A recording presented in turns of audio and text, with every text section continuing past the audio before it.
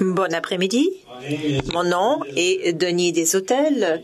Je suis le président par intérim du CRDI, du Centre de recherche pour le développement international. Deshôtels, et je suis le président à titre intérimaire du Conseil des gouverneurs du Centre de recherche en développement international, une société d'État canadienne, comme vous le savez. It's my pleasure. Je suis heureux de vous souhaiter la bienvenue à notre 5e Assemblée publique annuelle. C'est une nouvelle exigence pour les sociétés d'État et c'est une exigence que j'appuie tout à fait. Nous sommes heureux d'avoir l'occasion de dire aux Canadiens, de parler de notre travail aux Canadiens. Voici au podium Jean Lebel, qui est le président du CRDI. À côté de Jean, Federico Boulone, le directeur du bureau régional de l'Amérique latine et des Caraïbes du CRDI. Il travaille à Montevideo, et Trent, et qui est le secrétaire du CRDI et qui me garde toujours sur le droit chemin. Premièrement, j'aimerais vous mentionner que nous avons des services d'interprétation simultanée disponibles en français et en anglais. Vous pouvez aller chercher des écouteurs au fond de la salle. Veuillez noter que cette réunion est diffusée sur notre site Web. Un DVD sur le CRDI ainsi que le rapport annuel de 2013 sont disponibles au fond de la salle pour ceux d'entre vous qui êtes intéressés. J'ai l'honneur de présider la réunion aujourd'hui. Je suis désolée de dire que ce sera la dernière comme membre du conseil d'administration du CRDI. Je me suis joint au conseil d'administration en 2006 et mon deuxième mandat de 4 ans prendra fin le 2 janvier 2014. J'ai eu le privilège de servir au Conseil des gouverneurs du CRDI parmi des personnes très talentueuses. Ce sont des personnes, des experts qui ont beaucoup d'expertise et des anciens ministres. Et pendant mes 8 ans au poste, j'ai été impressionnée par l'expertise par mes collègues et j'ai été inspirée par leur enthousiasme pour le mandat du CRDI. Chaque fois que ces personnes parlaient, je les écoutais attentivement. Il y a des gouverneurs qui sont parmi nous aujourd'hui. Je demanderai à mes collègues gouverneurs de se lever, d'être reconnus. Sarah Fountain Smith, Gordon Holden, l'honorable Monty Solberg et Cindy Thermosushin. J'ai déjà pratiqué votre nom, mais je n'ai pas réussi. Merci à vous tous de votre participation aujourd'hui.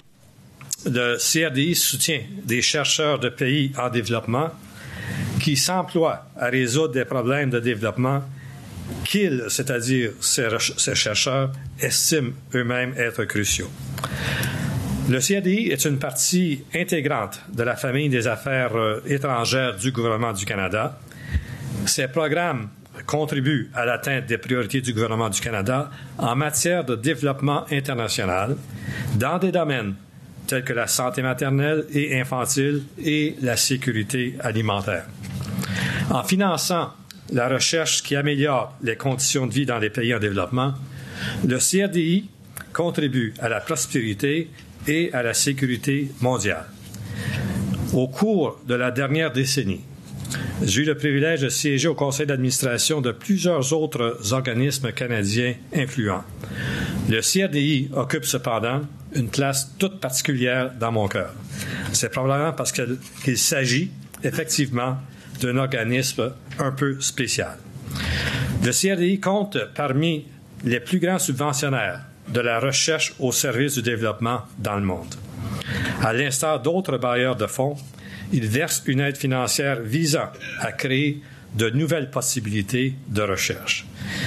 It also does much more. Le CRDI en fait bien plus. Le CRDI s'engage réellement avec ses bénéficiaires grâce au processus de recherche, comme partenaire de recherche et comme consultant.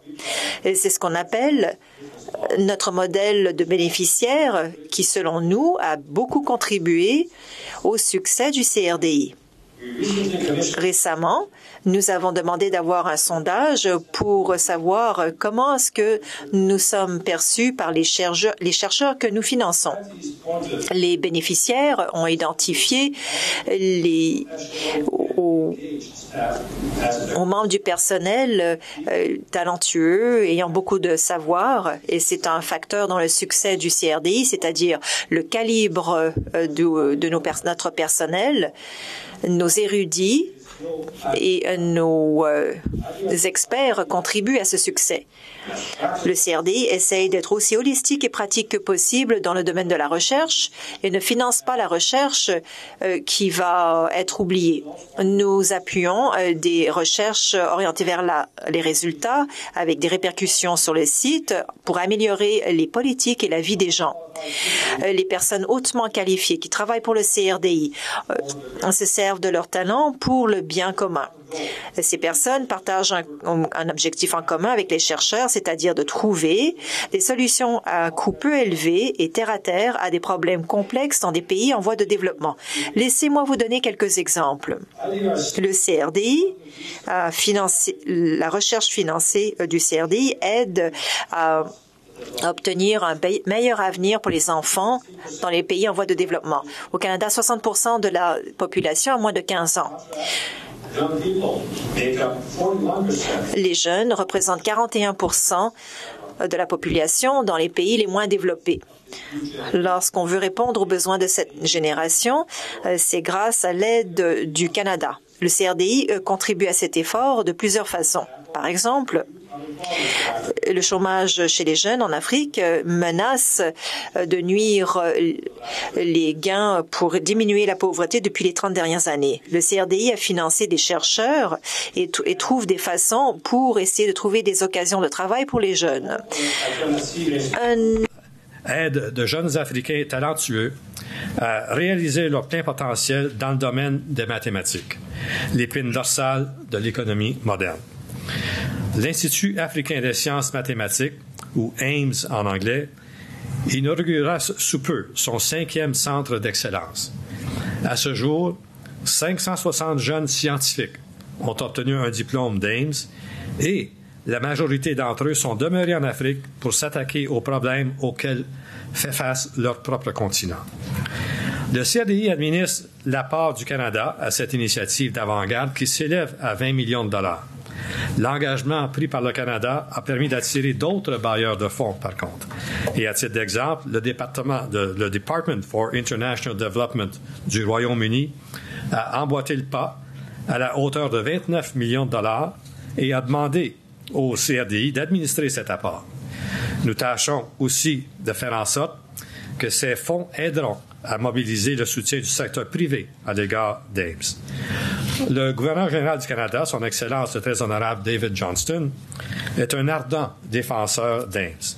Et dans l'allocution qu'il a prononcée à l'occasion d'une réception organisée dernièrement à Ottawa pour souligner le 10e anniversaire de l'initiative, son Excellence a affirmé qu'il est fantastique que le Canada participe à cet effort grâce au leadership avisé du CRDI. Il a ajouté qu'AIMS est un merveilleux exemple de ce qu'il appelle la diplomatie du savoir, qui amène des gens, des institutions et des nations à travailler ensemble au-delà des frontières et des disciplines pour enrichir nos connaissances et améliorer la condition humaine. Ces propos du gouverneur général expriment l'essence même de la mission du CRDI, l'enrichissement des connaissances et l'amélioration de la condition humaine.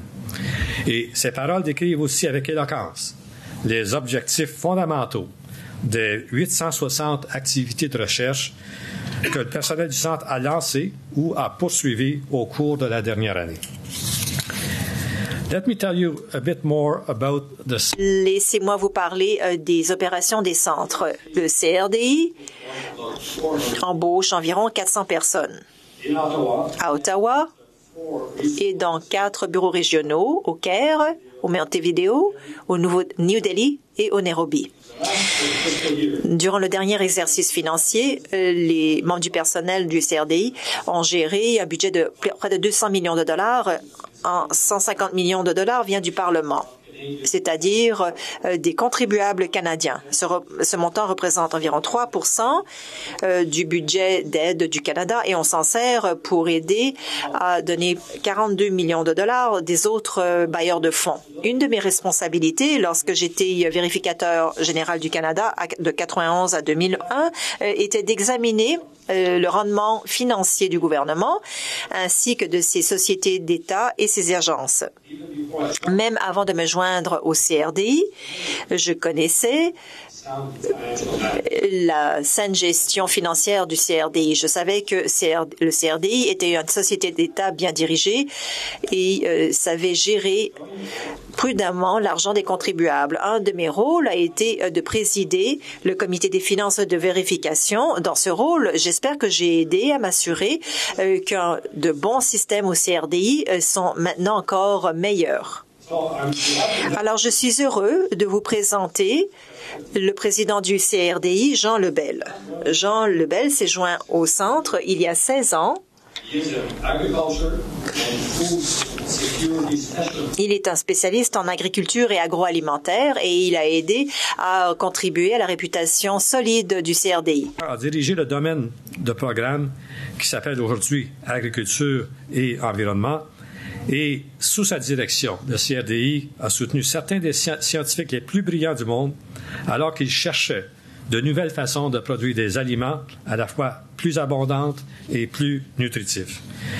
Avant d'être nommé président du Centre plus tôt cette année, Jean a en outre été vice-président et a piloté à ce titre l'ensemble de la programmation de recherche du CRDI. Il a accompli un travail exceptionnel et a impulsé de nouveaux partenaires d'envergure avec des bailleurs de fonds canadiens et internationaux. Ce qui a toujours impressionné les membres du Conseil des gouverneurs, c'est la manière dont il s'est investi dans ses nouvelles fonctions et la vitesse avec laquelle il a été en mesure de relever les défis qui les accompagnent. Et j'aimerais donc maintenant inviter Jean à vous parler un peu plus de l'impact que le CRDI a sur la vie des gens dans le monde entier. Jean?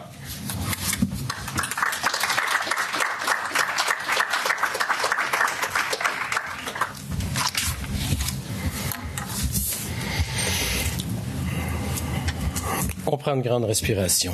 Good evening, everyone. Bonjour à tous. Merci d'être ici. Merci, Denis, pour vos bons mots. Merci également au conseil d'administration pour son support et aux membres qui sont avec nous ce soir. And thank you very much to you. Merci à vous tous ainsi que les représentants du corps diplomatique d'Ottawa, surtout l'ambassadeur d'Uruguay où on a un bureau. Son Excellence Elbio Ressolini. Je vous souhaite la bienvenue et merci de votre participation. Et j'aimerais bien vous parler de ce que nous accomplissons depuis plus de 40 ans et de ce qu'a été mon expérience et les raisons pour lesquelles nous accomplissons ce genre de travail.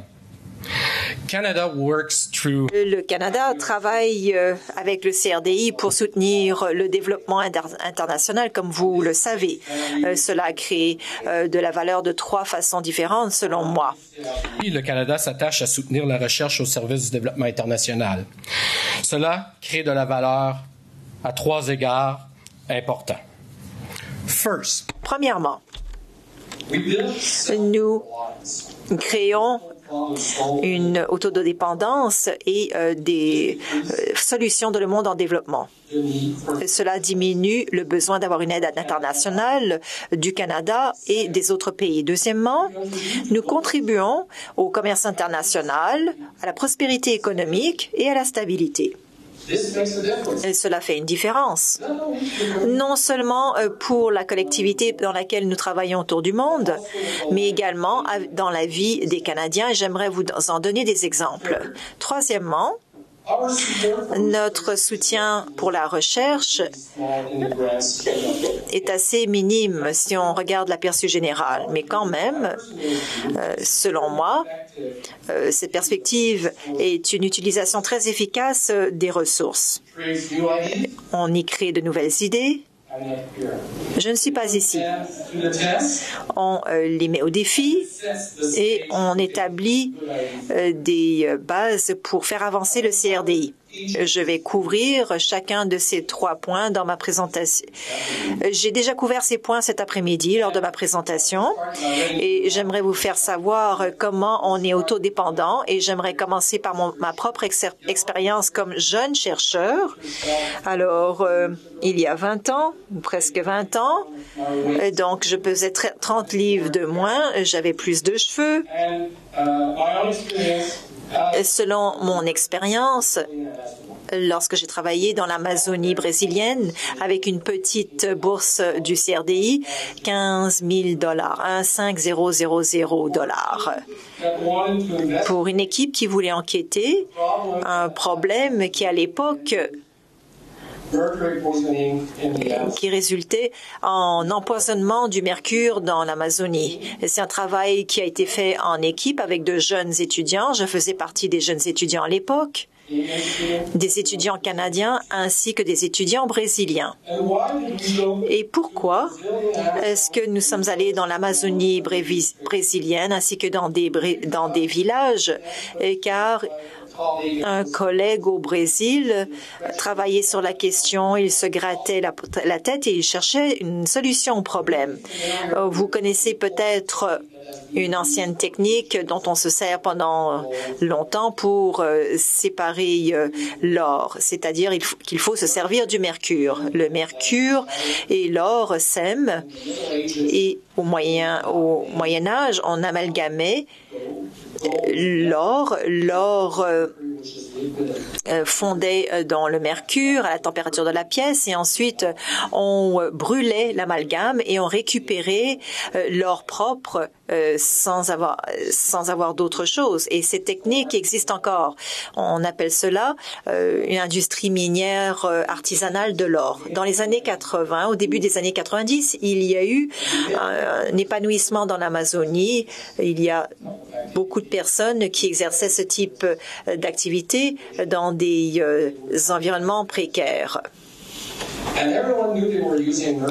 Tout le monde savait qu'ils se servaient de mercure avec leurs outils et tout le monde savait que le mercure se rendait dans l'environnement et tout le monde disait écoutez c'est dangereux parce qu'au Japon nous avons eu un incident à Minamata Bay où dans un processus chimique un mercure a fui et rentré dans les crustacés, les gens en mangeaient et tombaient malades. Donc il y avait 2 formes de toxicité. Premièrement, les bébés étaient exposés dans l'utérus de la mère et les mères ont commencé à coucher d'enfants mort-nés avec des bébés qui n'avaient pas de bras ni de jambes. C'était un effet tératogène. Deuxièmement, cette toxicité touchait les adultes, la fonction motrice. Les gens se mettaient à trembler, les gens étaient intoxiqués par le mercure. Et selon la recherche, le mercure qui fuyait dans l'eau et était transformé dans des matériaux encore plus toxiques dans les crustacés, dans les poissons. Les gens s'intoxiquaient en mangeant ces crustacés, ces poissons. Et cela a créé une alarme, mais en Amazonie, on n'a pas vu cette situation. En Amazonie, les mineurs se servaient du mercure et tout le monde disait aux mineurs que c'était un problème. Et on a commencé à mesurer le mercure dans l'environnement, dans l'eau, dans le sol, dans les poissons. Et qu'est-ce qu'on a découvert? Et oui, l'industrie minière est importante au niveau local, mais c'était le sol qui avait du mercure. Et il y avait une accumulation du mercure par des processus industriels, par les volcans, des activités où tout rentrait dans le système de l'eau, dans le sol. Le pH y était, tout rentrait dans les poissons. Et les poissons était la consommation principale des habitants. mais on ne voyait pas d'effet. Et on se grattait la tête, car les niveaux de mercure dans l'environnement étaient bien importants. On se disait que ce n'était pas seulement l'industrie minière, mais c'était à cause de l'eau. Et on a commencé à avoir des indicateurs chez les êtres humains, et on a découvert qu'il y avait une modification des fonctions visuelles et motrices à un niveau très faible, qui n'était pas détectable au niveau clinique. Lorsque vous allez chez le médecin, vous faites un examen médical, mais avec des analyses très sensibles, on pouvait mesurer des changements dans le système nerveux qui étaient négatifs. Et cela pouvait prédire des problèmes plus graves. Alors, qu'allions-nous faire? On a identifié le problème. On a remarqué qu'il y avait des conséquences. Comment arrêter cette exposition? On a commencé à travailler avec les femmes, des groupes de femmes. Nous avons créé des affiches très simples avec des poissons rouges hautement contaminés, des poissons jaunes peu contaminés et des poissons verts.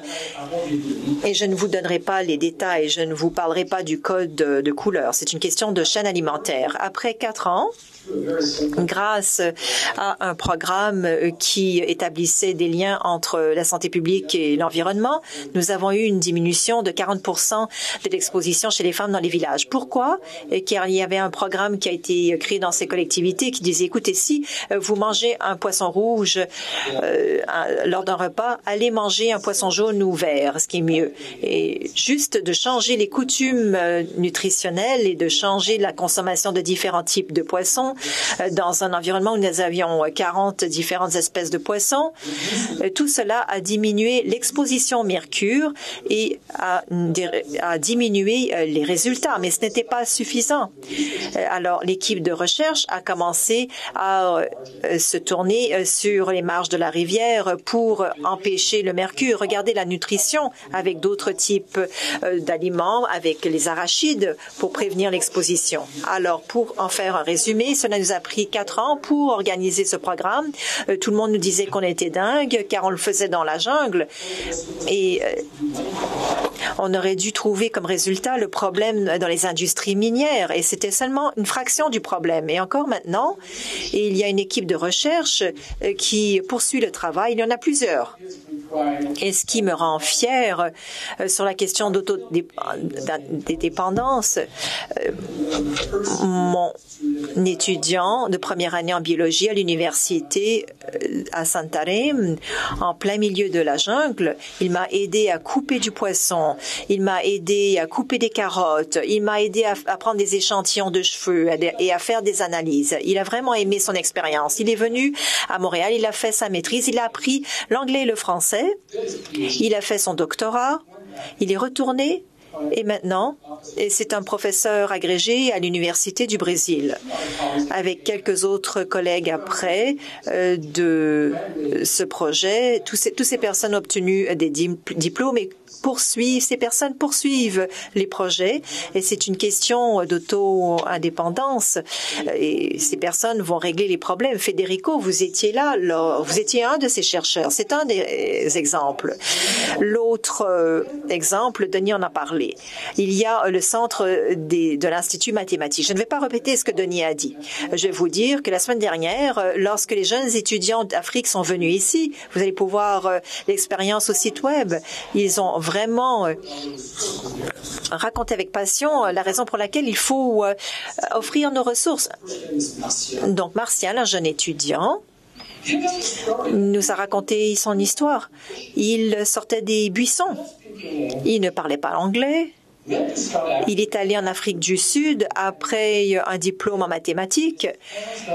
Il a fait cette formation pratique à Ames, l'Institut Ames. Il a obtenu son diplôme. Il a été à Cambridge.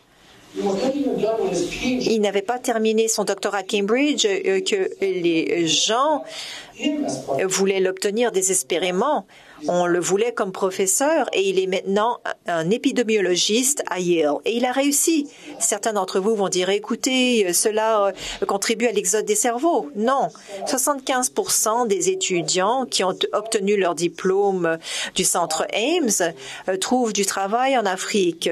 Ces étudiants représentent la charpente de l'expertise scientifique en ingénierie, en mathématiques, en physique, exigée pour Pour les télescopes, par exemple, un télescope construit en Afrique du Sud, le Canada a contribué. Et donc maintenant, ce télescope est le plus grand au monde. Alors on sert l'intérêt public pour contribuer au savoir. Un exemple qui me touche particulièrement, j'étais plus tôt ce printemps avec le gouverneur général en visite d'État en Afrique. Et lorsque j'ai visité l'Afrique du Sud, j'ai rencontré des jeunes chercheurs au centre Ames. Et une de ces jeunes chercheurs était une jeune fille qui venait de Madagascar et elle travaillait sur sa dissertation. La graduation avait lieu le jeudi suivant. Nous étions le mardi. Très généreusement, ils ont voulu nous recevoir. Et qu'est-ce que cette jeune fille faisait? Je regarde, j'observe, j'ai fait mon doctorat sur le cerveau. Il y a une image d'un cerveau. Et je lui demande, mais sur quoi travaillez-vous? Elle dit, mais je travaille sur comprendre ce qui se passe dans la zone du cerveau où la vision se fait. Je dis, oui, mais vous êtes mathématicienne. Elle me dit, oui, mais c'est parce que quand on fait le scan, il y a du bruit, l'image n'est pas parfaite. Et avec des filtres qui utilisent des équations mathématiques, on peut réduire ce bruit et avoir une image très claire. Et là, je la regarde, et j'étais avec un membre du Parlement, Peter Braid de Waterloo, où est l'Institut Perimeter Institute, où Ames trouve son origine. Il me regarde et dit, « Est-ce que tu comprends ce qu'elle te dit? » J'ai dit, « Oui, je comprends ce qu'elle me dit. C'est une scientifique qui me parle dans mon domaine. » Et il me dit, « Mais c'est fantastique, c'est une scientifique de Madagascar qui parle à un scientifique du Canada et qui parle le même langage. » C'est ce que Ames crée. Une capacité d'avoir le plus haut niveau à travers le monde d'expertise. Et c'est pour ça que Neil Turok l'a appelé aussi l'approche, the Next Einstein Initiative. Alors, l'Afrique est probablement l'endroit où on aura ce prochain Einstein. So, that brings me to my second point. Alors, cela, mon deuxième point, maintenant que j'ai perdu mes pages...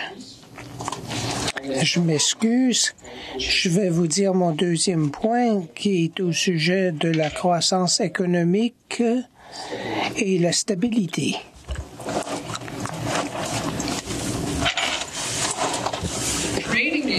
Créer un environnement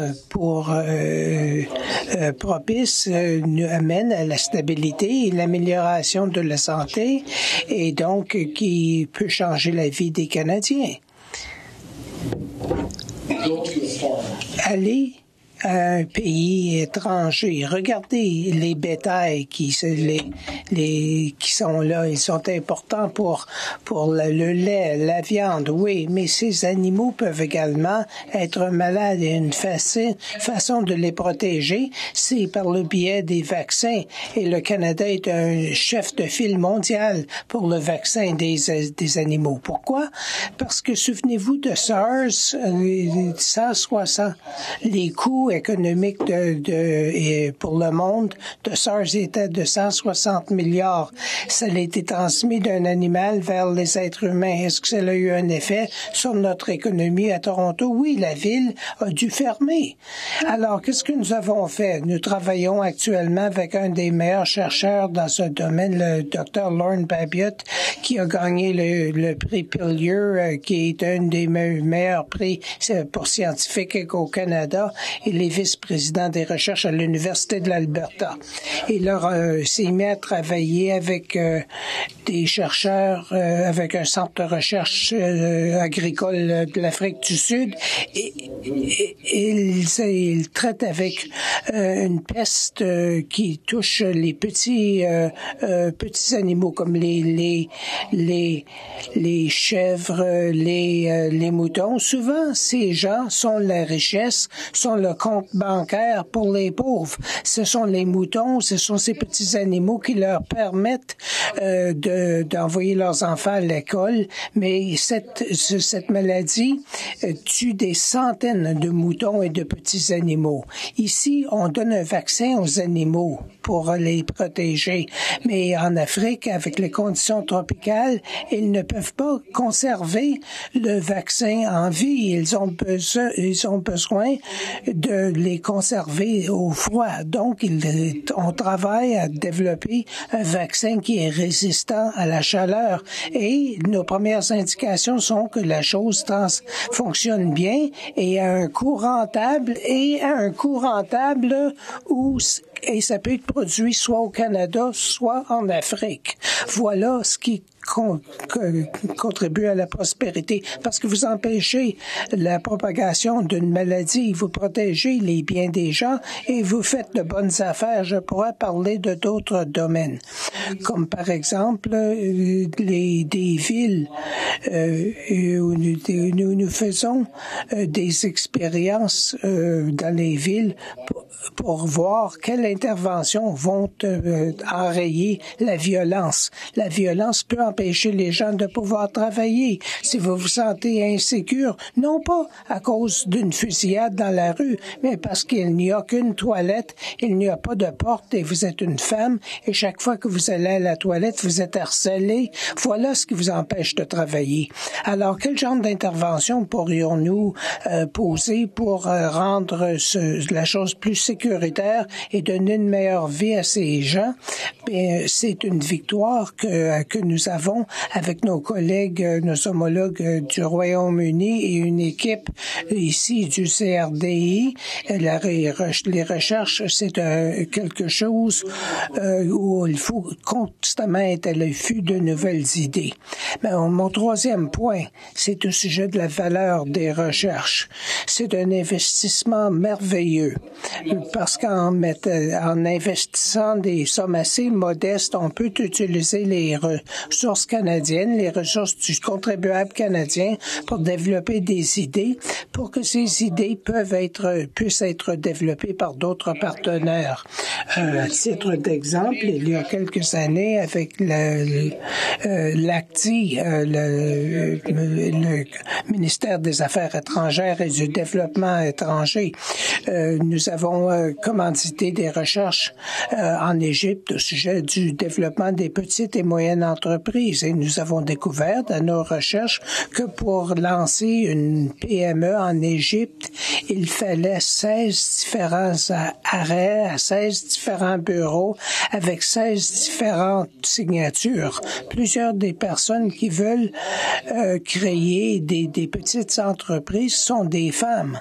Vous savez, elles sont souvent celles qui doivent supporter la famille et prendre soin de la famille. Donc, imaginez-vous d'être obligé de vous promener à 16 différents endroits au Caire avant de pouvoir faire quelque chose pour lancer une petite entreprise. Et cela faisait partie des recherches. L'équipe de recherche a fait des représentations au gouvernement et maintenant, on me dit que maintenant, il est possible d'aller à un seul endroit pour enregistrer, pour inscrire l'entreprise, pour avoir de l'appui pour le crédit et ainsi de suite. Ce n'est pas difficile à comprendre, mais ce sont les recherches qui nous ont aidés à trouver une solution à un prix assez modique.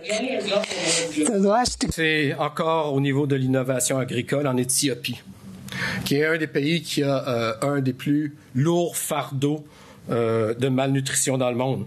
Et là, on a des chercheurs de l'Université de Saskatchewan avec l'Université de Hawassa qui joignent leurs forces et développent de nouvelles variétés de céréales, ou de légumes plutôt, les pulses. Alors, chickpeas, les pois chiches, les lentilles, lentils. Le Canada a développé au cours des 10-15 dernières années une expertise reconnue internationalement. Et ici, ce qui s'est passé, c'est que des chercheurs de Hawassa, en Éthiopie, ont commencé à regarder les conditions qu'ils avaient, la productivité qu'ils obtenaient, et avec les chercheurs canadiens, ont mis au point de nouvelles variétés qui sont disponibles. Il faut les produire, faire des semences.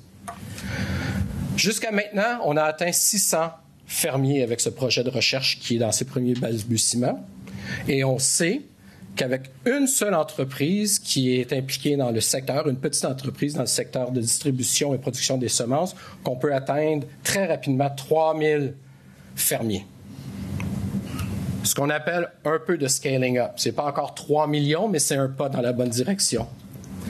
Mais ce n'est pas suffisant non plus parce que cet argent qui est généré, cette productivité alimentaire qui est améliorée, doit l'être pour tous. Alors, l'équipe s'occupe aussi d'avoir ça dans une approche équitable où tout le monde dans les familles et dans les groupes qui sont impliqués dans ces activités bénéficient des revenus.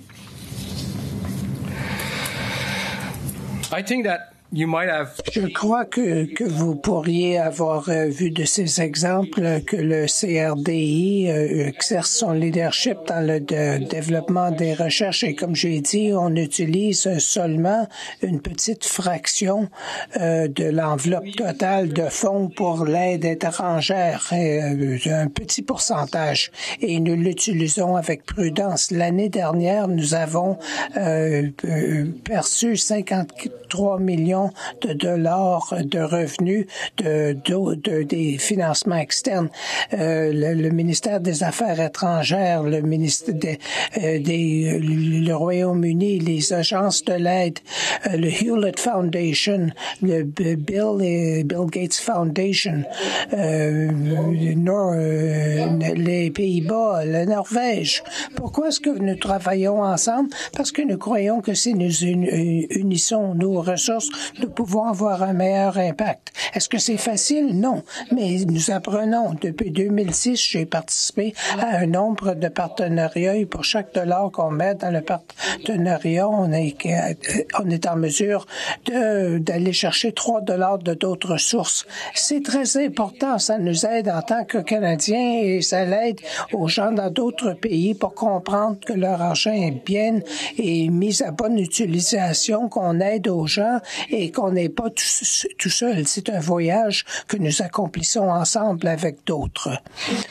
Et je crois que vous pourriez maintenant vous rendre compte que j'ai une passion pour cet organisme si je travaille ici depuis presque 17 ans. Ça fait partie de mon ADN. Et ça fait partie de l'ADN de tous mes collègues qui travaillent au CRDI parce que nous avons un petit amour, beaucoup d'amour dans notre cœur. Et je sais que vous, en tant que citoyens, vous contribuez, vous êtes nos intéressés. C'est notre réunion annuelle et nous sommes pleinement imputables. Vous pouvez questionner les membres de notre conseil. Est-ce que nous réussissons toujours? Non. Parfois, il y a des échecs. C'est des recherches. Si on savait quels seraient les résultats des recherches, on ne mènerait pas de recherche. Prenez par exemple les gens avec qui nous avons travaillé pendant des années. Ricardo Lagos, un jeune chercheur, il est devenu président du Chili. Nelson Mandela. Il a travaillé avec le CRDI vers de la transition de l'apartheid vers une démocratie, pour la réforme des institutions, pour des élections. Qu'est-ce qui est arrivé? Dans le premier cabinet, la moitié des membres du premier cabinet Mandela étaient des bénéficiaires de l'appui du CRDI. Vous savez, je peux vous impressionner avec des noms. 2010, 2012, le prix mondial de la nourriture, nous avons travaillé avec ceux qui ont mené à la révolution verte. La liste peut continuer, mais si vous me demandez est-ce que le CRDI aurait pu prédire ça, je vous dirais jamais. Mais jamais. Les jeunes chercheurs que nous supportons partout dans le monde ont réalisé des changements. Certains sont devenus des présidents de leur pays, d'autres sont tout simplement demeurés chercheurs compétents. Mais je peux vous dire que durant les visites que j'ai faites dans 16 ans et demi, chaque fois qu'il y a quelqu'un qui a reçu notre financement, il vient voir moi ou mon collègue. Il dit, vous savez, ma première subvention, c'était du CRDI où je suis reconnaissant au Canada parce que personne voulait m'appuyer en tant que chercheur. Et vous êtes venu me donner de l'argent et j'ai eu l'occasion de faire ceci et cela et demander aux gens, nous avons des centaines d'histoires de semblables à vous raconter. Je ne veux pas être pédantique, mais c'est le genre de réseau que nous construisons. Les chercheurs chercheurs avec nous et les chercheurs avec d'autres gens au Canada, nous avons réussi à nouer toute une série de réseaux qu'on peut à peine dépister tellement ils sont nombreux. Mais je parle de l'autosuffisance du réseautage des relations, mais je n'ai pas mentionné ce qui est le plus précieux au CRDI, c'est le personnel. Le personnel du CRDI, j'ai travaillé dans le secteur privé et dans les universités et je peux vous dire que je ne connais aucun endroit où il y a tellement de passion. Nous sommes une société d'État qui a une association des anciens, croyez-le ou non, qui se réunit à chaque année et qui racontent leurs histoires de 1972, mais ces gens nous appuient des subventions pour les jeunes chercheurs. Cette année, je crois qu'ils ont trouvé 3 500, 5 000 pour appuyer un jeune chercheur en Asie pour travailler sur le sujet de la violence sexuelle faite aux femmes. C'est des gens qui ont travaillé ici, qui ne travaillent plus ici, mais qui continuent en tant qu'anciens à contribuer. C'est parce que les gens sont d'une grande importance. Les gens sont passionnés. Ils aiment cet organisme et mon travail, c'est de vous m'assurer que nous fassions ce travail ensemble. C'est un organisme unique au monde. C'est un endroit où vous n'avez pas, vous ne ignorez à quel point c'est agréable de venir travailler le matin et comme je n'aime pas quitter le soir. Et mon épouse et ma fille peuvent vous le dire. Une simple chose. Pour moi, ça a été un plaisir de vous parler pour la première fois comme président. Pour moi, c'est un plaisir de poursuivre le rôle que plusieurs ont eu et de maintenir cette excellence, cette qualité et cette passion dans l'organisation qui se reflète sur l'ensemble de notre pays. Parce que c'est en lien avec les politiques du pays. Pas juste les politiques d'affaires étrangères, pas juste les politiques de développement international, mais aussi les politiques environnementales, aussi les politiques de sciences et de technologie, aussi les politiques de développement industriel. On contribue. Et on le fait du mieux qu'on peut. Et on espère pouvoir le continuer. Et on espère que vous pourrez le dire aussi aux gens autour de vous que le CRDI est une organisation où le travail est de qualité, le travail est bien ancré dans la réalité canadienne, mais contribue à un développement du monde qui est meilleur. Et avec ça, je vous remercie de votre attention, mais je ne pourrais pas terminer sans remercier M. Denis Desautels. Denis, dans les 9 derniers mois, a été mon mentor et mon guide comme président intérimaire du Conseil du CRDI. On m'a demandé de servir le CRDI et on ne refuse pas de servir le CRDI à quelconque niveau. Je fais de mon mieux, mais je suis guidé par le conseil d'administration, le conseil des gouverneurs, par mes collègues de l'équipe de direction, par mon personnel. Mais Denis a été un mentor extrêmement habile en me disant parfois, « Jean, calme-toi un peu. » En disant, « Non, on ne devrait pas faire ça. » En me disant, « Oui, pourquoi on ne continue pas vers là? » Et Denis et moi, on a une passion commune, c'est le hockey. You know, we have a common passion. Nous avons une passion commune, c'est le hockey. Et donc, nous avons des conversations intéressantes de temps à autre. Si vous connaissez le hockey, vous devez aller dans le pays, vous devez donner des coudées et ensuite, vous faites des belles passes. Et finalement, il y a un but.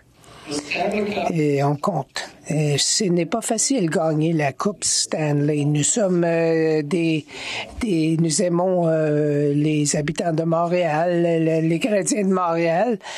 Ça fait longtemps qu'ils n'ont pas gagné la Coupe Stanley. Qu'un capitaine, je pense que vous avez été un directeur général pour le CRDI, pour prendre l'analogie du hockey. Vous m'avez aidé, vous nous avez tous aidés et je vous exprime toute ma gratitude et mes remerciements pour le support indéfectible à l'organisation et aussi le temps. Vous n'avez aucune imaginé, vous tous ici, le temps que Denis a passé à aider le CRDI au cours des derniers mois. Mais du fond du cœur, Denis, Thank you very much. It has been great to work with you. We still have a few weeks. C'est un grand plaisir de travailler avec vous. Nous avons encore quelques mois ensemble, mais merci beaucoup de votre aide, de votre support et de votre patience qui démontre, avec ma présentation, pour vous démontrer le genre de travail que nous faisons ici.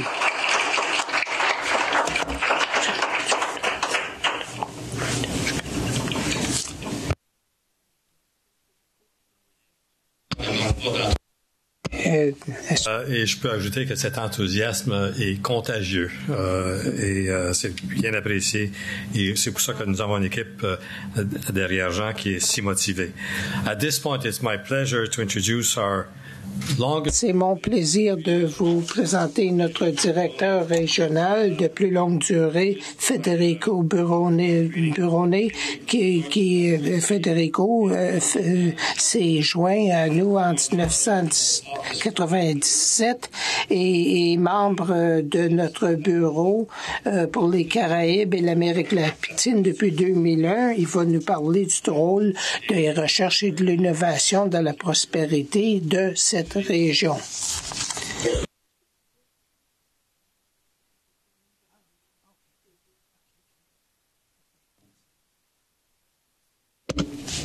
Bonsoir, je suis ravi d'être ici au Canada et à Ottawa, que je considère comme mon deuxième chez moi.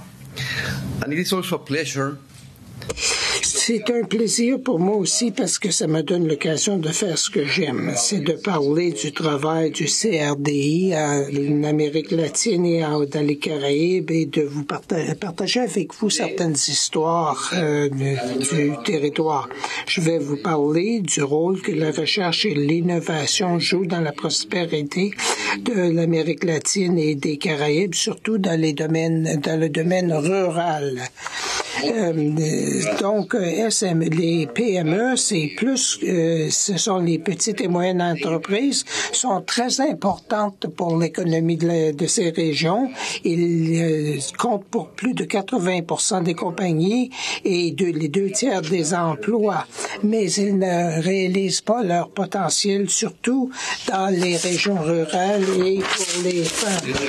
Et donc, comme l'a dit le directeur général de l'OCDE, les PME peuvent aider avec une meilleure coordination entre les niveaux de gouvernement pour aider aux PME à surmonter les problèmes en ce qui concerne le capital humain, l'innovation, l'accès au capital.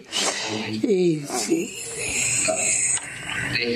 ils aident aux entreprises, nous aidons aux entreprises à réaliser leur potentiel, ce qui augmente le nombre d'opportunités pour les secteurs de la population, pour les aider à amener leurs produits et leurs idées vers le marché.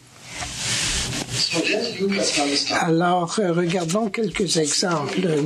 Comme vous savez sans doute, l'Asie, la demande de l'Asie pour la nourriture, surtout la nourriture à fort teneur de protéines, a changé la production, la qualité, la commercialisation de la nourriture en Amérique latine vers des récoltes commerciales, comme par exemple les soybeans. Les soya. Et donc, si nous voulons, il est important d'augmenter et d'améliorer la production, par exemple, de pommes de terre, de maïs, de fèves et de quinoa. Et nous avons besoin de pouvoir satisfaire les besoins en nutrition des consommateurs et nous demande de pouvoir analyser des techniques dans la région. Cette photo nous montre ici nous montre le résultat d'un projet appuyé par le CRDI, fait par l'Université McGill, l'Université du Nouveau-Brunswick, en partenariat avec l'Université nationale de la Colombie, pour choisir des variétés qui étaient adaptées aux conditions climatiques dans le Réunion, une province de la Colombie, l'une des plus importantes pour la Colombie, pour l'avenir et le développement de l'avenir. Ceci fait partie du travail fait par le Canada en partenariat avec d'autres à l'étranger. Maintenant, si nous suivons un autre exemple, dans les régions rurales et les populations en Amérique latine et dans les Caraïbes sont reconnues de plus en plus et inclus en ce qui concerne l'établissement des priorités gouvernementales. Dans les pays latino-américains, ils tentent d'apprendre le plus les uns des autres et d'apprécier le potentiel créateur des gouvernements. Dans ce contexte, les gouvernements, le secteur des affaires et la société civile sont d'accord qu'il est important de créer de nouvelles PME. Ils sont aussi d'accord qu'on a besoin de stimuler la création d'emplois dans les régions rurales si l'on veut atteindre la stabilité et la prospérité. Donc, la plupart des pays latino-américains et en Caraïbes ont, depuis 10 ans, mis en place des programmes de protection sociale en vertu desquels l'argent est transféré aux peuples, aux gens pauvres et vulnérables pour qu'ils puissent envoyer leurs enfants à l'école ou s'assurer que les membres de leur famille aient accès à des soins à la santé. Et le but de ces programmes, c'est d'augmenter les opportunités pour le progrès et d'aider aux bénéficiaires à avoir accès à des sources soutenables de revenus.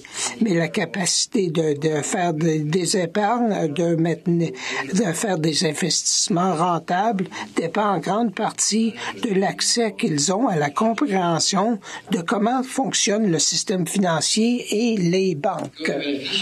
Et parce que les bénéficiaires de ces programmes souvent n'ont pas ces connaissances, le CRDI, en collaboration avec l'Inter-American Development Bank, la Fondation Ford et les ministères de développement social du Chili, du Pérou et de la Colombie, mettent en place des programmes pour améliorer les opportunités qui permettent aux femmes de faire des placements, des investissements pour comprendre le système financier, pour prendre leurs propres décisions en ce qui concerne des entreprises. D'autres pays s'intéressent et se joignent à ce mouvement également. Elena, la jeune femme que vous voyez dans la photo, nous montre son cartable de notes où il y a les records de ses placements et de ses épargnes, de ses économies, avec une coopérative qui va distribuer des légumes frais au restaurant au Pérou. Et comme Helena, 900 000 personnes au Pérou ont pour la première fois ouvert un compte bancaire et ils comprennent pour la première fois comment gérer et financer des micro-entreprises. Et les employés aux banques sont également formés pour comprendre ce nouveau marché en émergence. Et dans quelle mesure ça peut être utile? Les deux derniers exemples sont dans le secteur de la santé. Et je vais passer de l'expérience à une entreprise et je vais parler de l'importance de l'innovation permanente pour que cette nouvelle entreprise soit durable.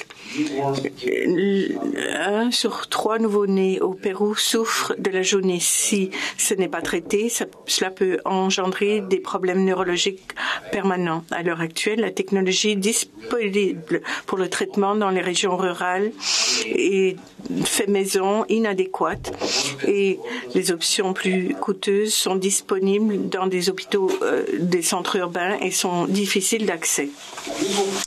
Un groupe d'étudiants en génie à Cusco, au Pérou, qui comprennent la vie rurale, ont travaillé récemment avec des médecins et des travailleurs de la santé rurale pour mettre au point de nouveaux équipements qui utilisent peu d'électricité, qui fournit le traitement nécessaire, coûte peu à acheter et à maintenir, et ils utilisent un éclairage LED. Le CRDI a fourni des ressources pour cette idée. La recherche sur l'efficacité de la technologie et son potentiel a mené à la création de cette nouvelle entreprise. En utilisant les résultats de la recherche, les étudiants ont fait attention à un problème qui touchait leur propre peuple et ont reçu des fonds pour commencer une nouvelle entreprise. Dans la première année d'exploitation, après avoir reçu l'aval du gouvernement, plus de 1200 bébés de 40 cliniques rurales ont été traités. C'est un projet que le CRDI met en place pour savoir comment la recherche peut créer ce type d'opportunité en partenariat avec le Fonds international pour l'agriculture et le développement. Et ici, vous voyez une autre innovation qui a été présentée par ce même groupe, cette nouvelle compagnie.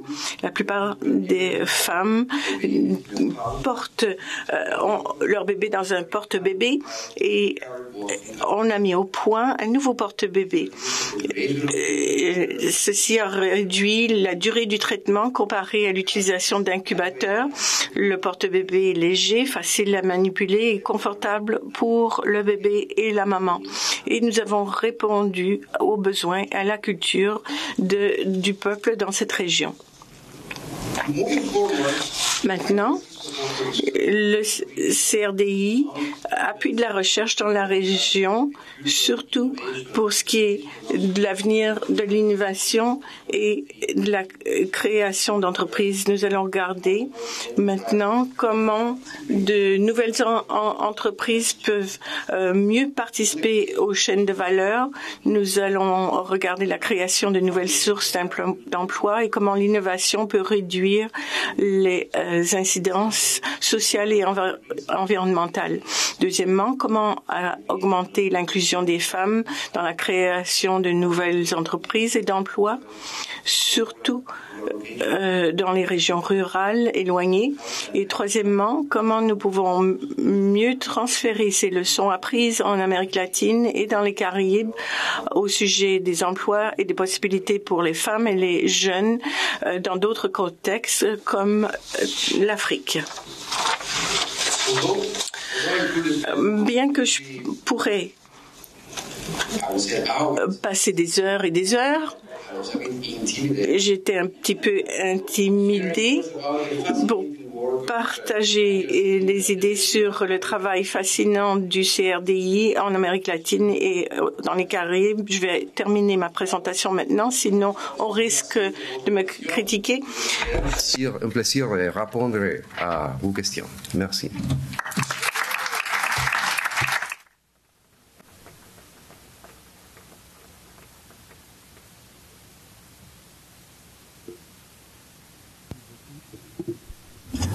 Merci beaucoup, Federico.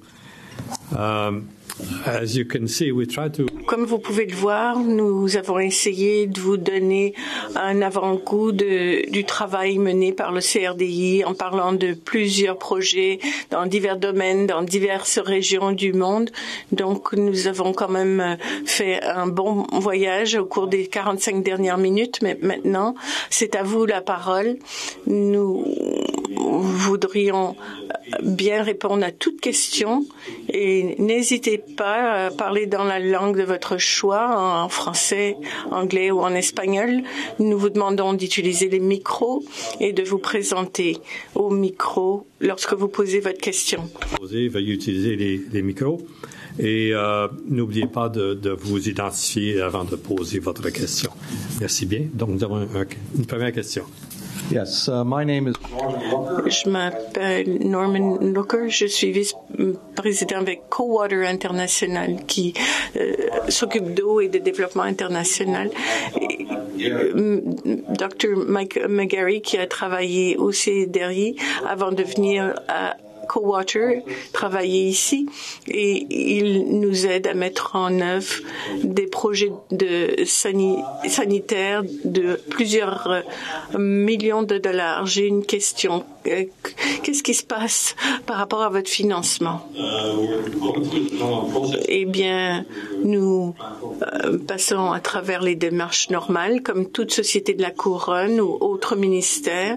Vous avez vu, au cours des dernières années, il a fallu entreprendre un exercice de réduction du budget et qui a été instauré sur une période progressive de 3 ans. Et maintenant, nous sommes à la 3e année de ce cycle.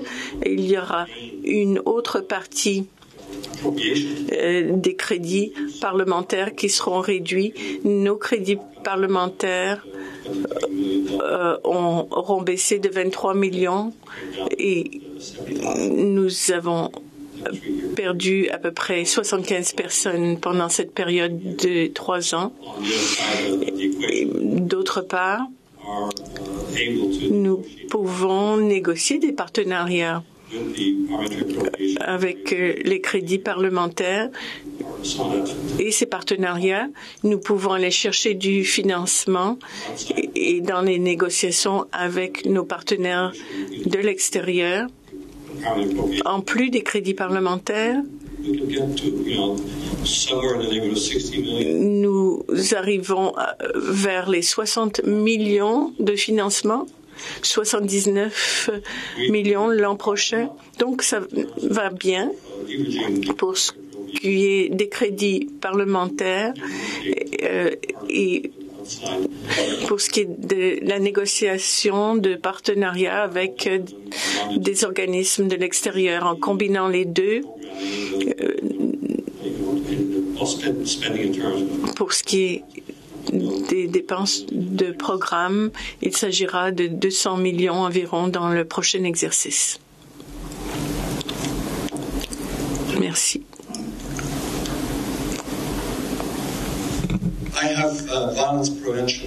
Moi, j'ai la prévention de la violence dans mon ADN, comme vous l'avez pour le CRD.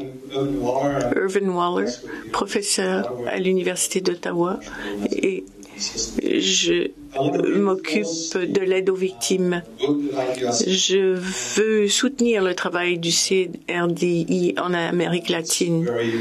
Je pense qu'on ne voit pas cela au grand jour suffisamment, mais vous avez parlé de ceux qui sont venus au Canada, qui sont retournés dans leur pays pour appliquer ce qu'ils ont appris ici, et c'est le cas au Mexique à l'heure actuelle, parce que si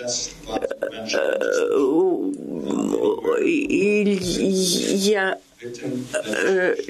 des bonnes lois par rapport aux victimes et la réduction de la violence,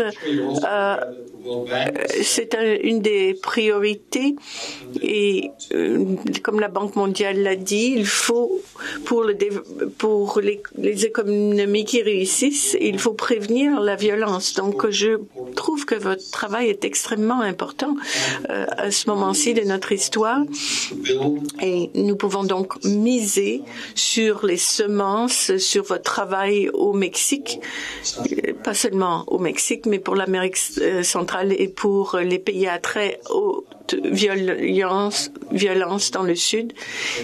Et je pense que grâce à vous, on peut réduire la violence à des niveaux tolérables. Je n'ai pas une question, mais j'espère que vous allez continuer vos efforts. Merci, dit Monsieur Lebel, et merci de cette reconnaissance.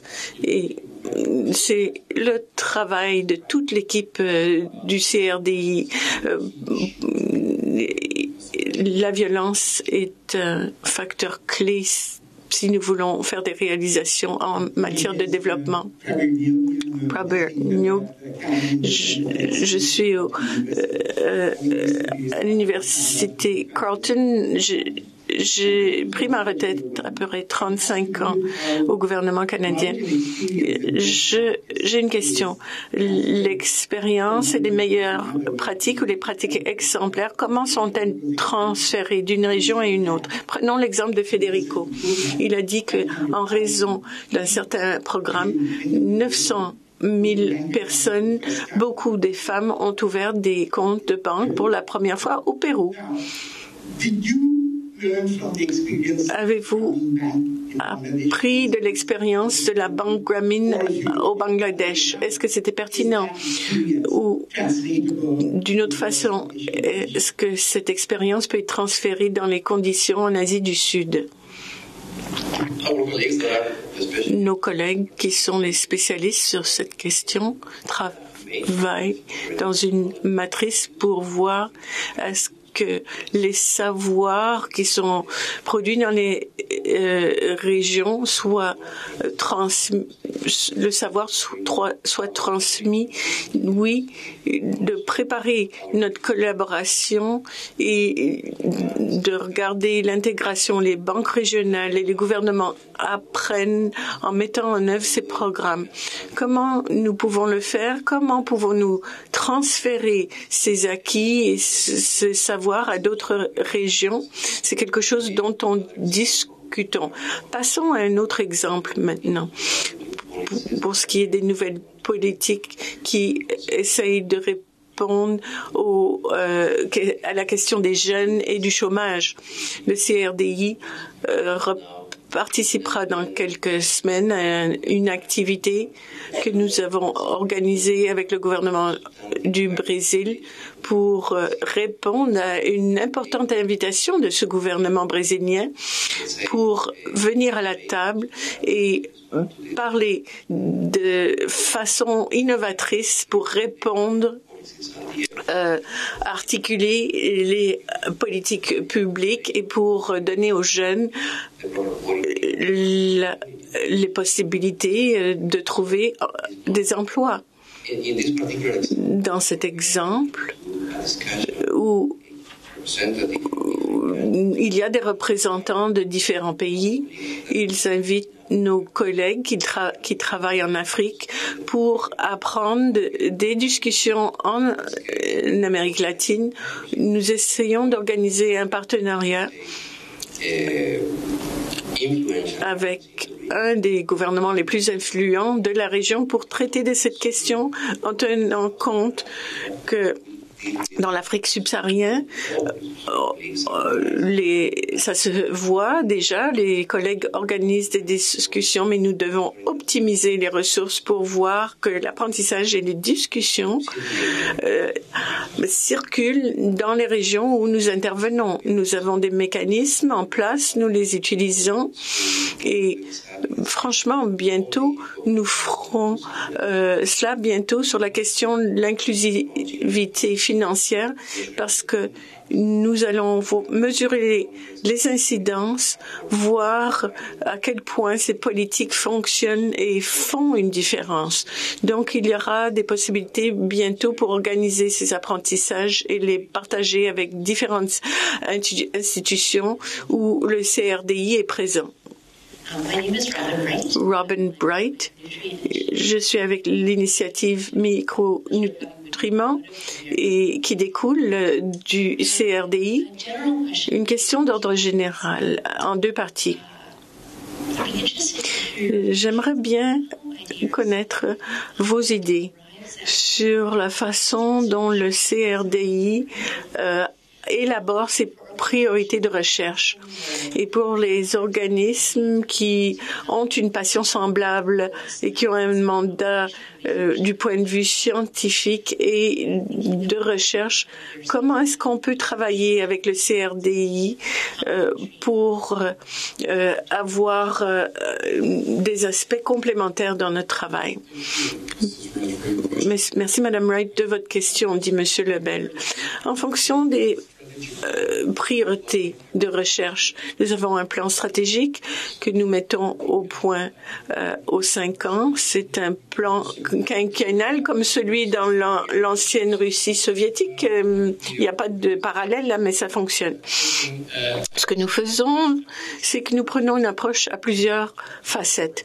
Nous devons reconnaître que notre conseil des gouverneurs nous dirige et ceci entourant le savoir qui existe autour de la table, mais nous avons des consultations aussi dans chaque région périodiquement avec des spécialistes, des experts, d'anciens bénéficiaires ou non, qui nous conseillent sur les priorités ou quelles devraient être les priorités et comment nous pouvons mieux travailler.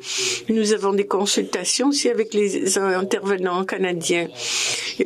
Le gouvernement, ceux qui proviennent de divers ministères et aussi avec notre ministre. Et nous faisons participer les organismes de la société civique et aussi le domaine universitaire. Il y a des programmes qui donnent plus d'importance entre les chercheurs canadiens et ceux du Sud. Nous travaillons directement dans beaucoup de régions du monde. Nous avons toujours eu des partenariats avec les joueurs canadiens, mais toujours dans le même esprit. L'argent est dépensé dans les régions de développement et dernièrement, il y a un nouveau joueur qui vient vers nous. C'est pas tout à fait nouveau, mais il y a maintenant le secteur privé. Je crois que beaucoup en parlent. Il y a une certaine connaissance de ce qui peut fonctionner ou non, mais il y a un désir de mieux comprendre les enjeux et les résultats. Et il y a 2 ans, nous avons tenu la première conférence sur les en agriculture ici sur les 3P et nous allons avoir une autre conférence avec la collaboration de Syngenta au printemps. Donc il y a un processus consultatif et bien sûr il y a notre personnel qui joue un grand rôle dans tout cela et à l'heure actuelle, l'agriculture et l'environnement, les politiques globales en matière de science, la science et l'innovation, en matière de santé, la science et l'innovation. Comment créer des ponts entre tout cela? Nous avons nos directeurs, nos agents de programme, notre site web qui contient des renseignements approfondis. Deuxièmement, notre bibliothèque numérisée. La bibliothèque du CRDI est une source ouverte d'informations gratuites disponible à toute personne qui veut aller faire des recherches.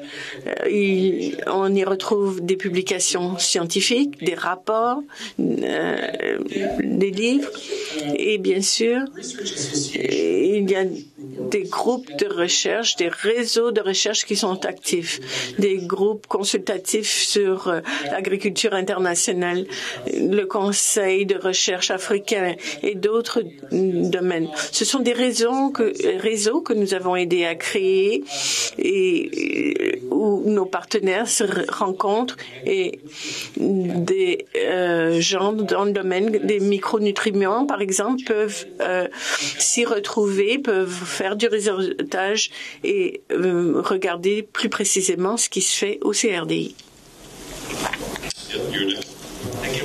Merci beaucoup de tenir cette soirée. Je suis avec une compagnie qui se spécialise dans la recherche génomique. Je suis allée à une conférence en Afrique du Sud sur le paludisme et à Washington, D.C. J'ai remarqué une grande participation par le gouvernement australien, britannique et les États-Unis, mais très peu de participation canadienne. Comme la personne précédente l'a dit.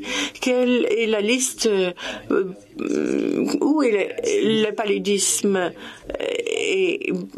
sur votre liste de priorités et ces autres maladies? Et dans mes responsabilités, dans le secteur privé, je regarde où se tient le lien avec vous.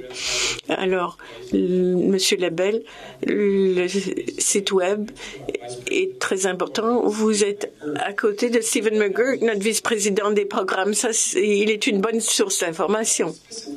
Mais plus précisément, dit Monsieur Labelle, sur le sujet que vous mentionnez, le CRDI a été bien actif pour faire les liens entre les conditions environnementales, les animaux et la santé humaine. La santé humaine, un programme mené par Dominique Charon. Je ne crois pas qu'elle soit là ce soir, mais ce programme a été créé il y a 16 ans, a connu beaucoup de succès, beaucoup de défis, parfois des échecs, mais en somme a créé un réseau de chercheurs partout au monde, chercheurs sur l'éco-santé. Il y a un journal périodique qui a été créé, il y a des conférences très dynamiques sur l'éco-santé et nous avons gardé ces maladies émergentes et réémergentes et autour de l'épisode de SRAS, on a vu qu'il y a un fardeau de la maladie de à peu près 30% qui est lié aux conditions environnementales, le paludisme et d'autres maladies semblables. Mais il y a aussi les maladies émergentes et réémergentes. Et chaque fois, il y a une boîte noire, il y a les médias, il y a le monde qui est paniqué, qui pense que toute la planète va disparaître. Ont-ils tort? Ont-ils raison? Nous ne le savons pas. Ils peuvent avoir raison un jour, peut-être. Mais jusqu'à maintenant, ils se sont trompés. Même si on s'est trompé, il y a des conséquences graves. Prenons le SRAS ou le H1N1, l'épisode au Vietnam. On a éliminé toute la volaille au pays et vous savez quels peuvent avoir les incidents sur les familles qui ont des poulets dans leur cour et par un gouvernement qui demande de tuer toute la volaille.